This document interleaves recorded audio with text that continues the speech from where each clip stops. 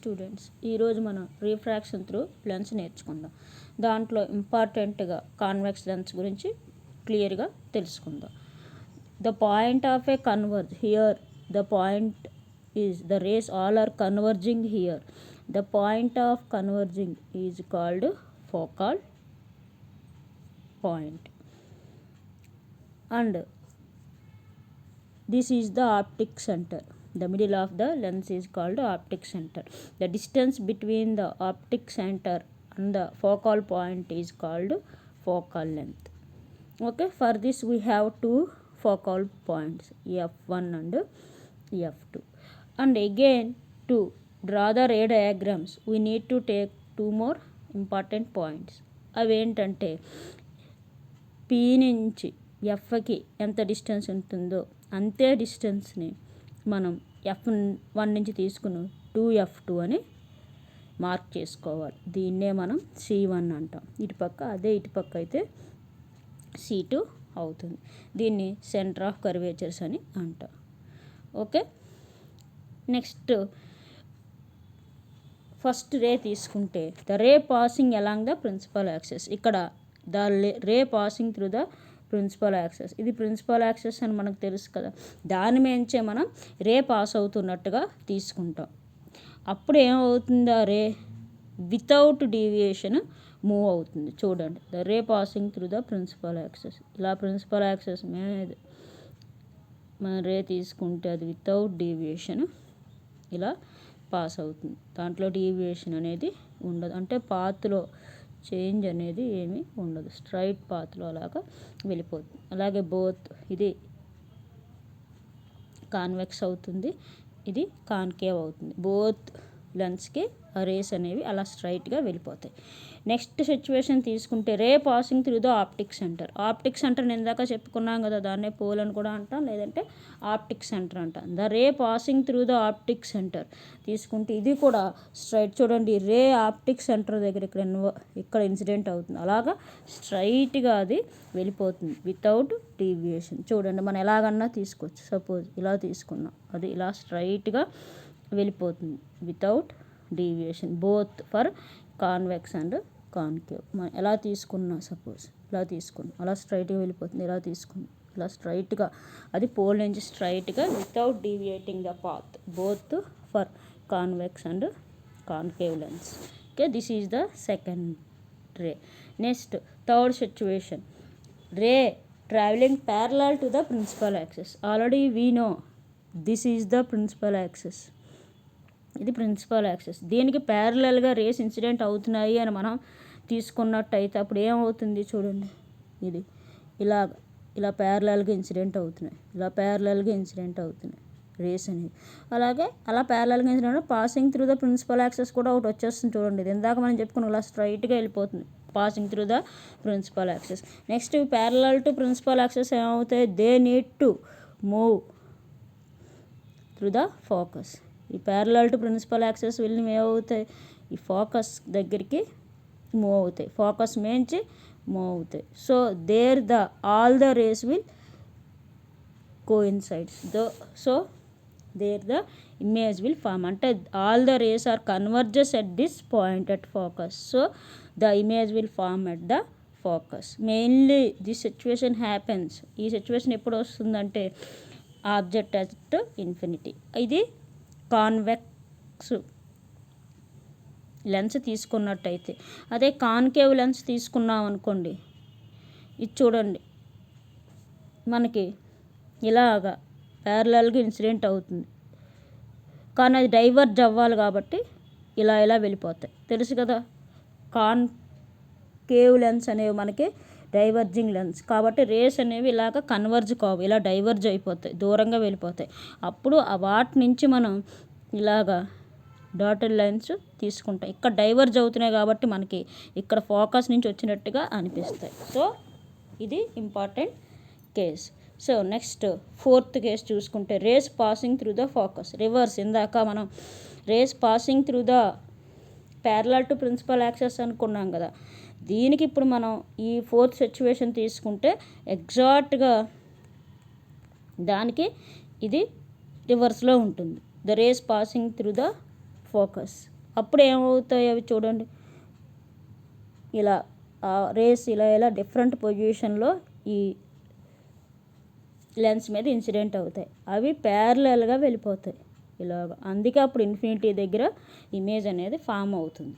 ఇందాక దీని ముందు కేసు మనం చూసుకుంటే చూడండి, ప్యారలల్ టు ప్రిన్సిపల్ యాక్సిస్ అయితే ఫోకస్ దగ్గరికి వచ్చింది. ఇప్పుడు దీన్ని సేమ్ రివర్స్ చేస్తే మనకి ఈ డయాగ్రామ్ వచ్చేస్తుంది అనమాట. సేమ్ దీనికి కూడా డైవర్జింగ్ కాబట్టి డైవర్జ్ అవుతున్నట్టుగా మనం తీసుకుంటాం కాన్కేవ్కి. Okay, next when we keep the object at different positions how the image will form is important question. మనం డిఫరెంట్ పొజిషన్లో ఆబ్జెక్ట్ పెట్టినప్పుడు ఇమేజెస్ ఎలా ఫామ్ అవుతాయి అనేది చూసుకుందాం. ఫస్ట్ ఆబ్జెక్ట్ ఎక్కడుంది, ఇక్కడ చూసుకుంటే అట్ ఇన్ఫినిటీ అంటే చాలా దూరంలో ఉంది.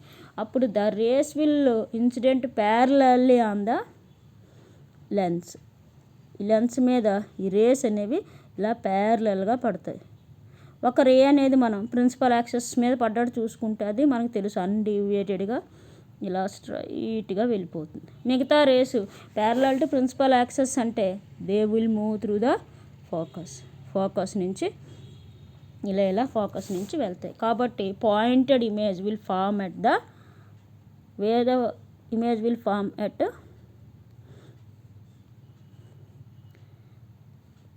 F1. Okay, object is in parallel in space. So what is the nature of the image? It is a pointed image will form. So next second తీసుకుంటే object placed beyond the centre of curvature. ఎక్కడో first infinity దగ్గర ఉంది కదా object, ఇప్పుడు అది ఎక్కడొచ్చింది, beyond C2 అంటే C2 ముందుకు వచ్చింది అని మీనింగ్ అనమాట.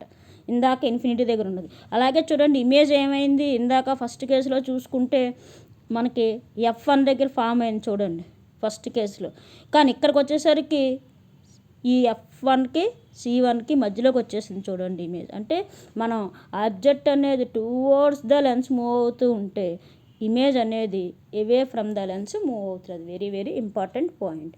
అప్పుడు ఇన్వర్టెడ్ ఇమేజ్ ఫామ్ అవుతుంది. అప్పుడు మనం ఏం చేస్తామంటే 2 రేస్ తీసుకుంటాం. ఎలా తీసుకుంటాం చూడండి, one is parallel to principal axis.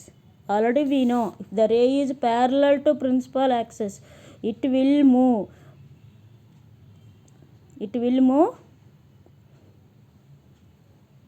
Through the focus. ఇలా వెళ్ళిపోతుంది ఫోకస్ మేంచి.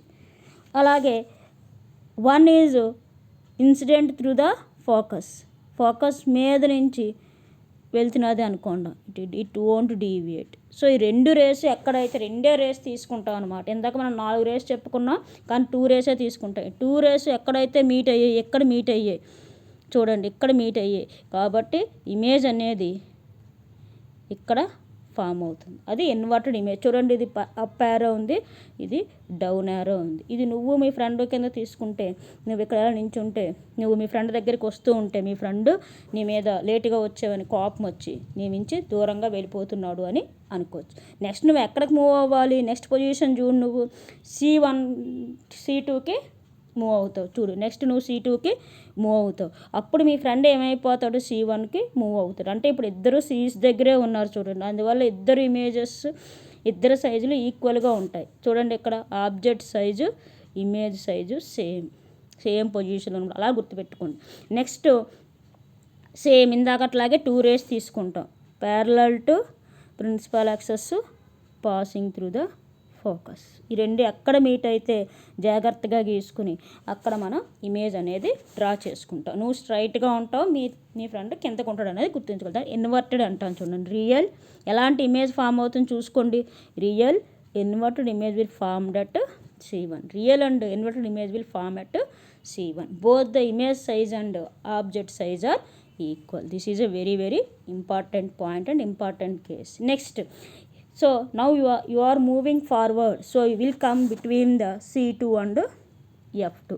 ఇంకా నువ్వు అలా ముందుకు వస్తున్నావు కాబట్టి నెక్స్ట్ పొజిషన్ C2 దగ్గర ఉన్నవాడు ఇంకా ముందుకు వస్తావు అంటే C2కి F2కి మధ్యలో వస్తావు చూడు. Object placed between the centre of curvature and focal point. Okay, then again you have to take the same rays parallel to principal axis passing through the focus.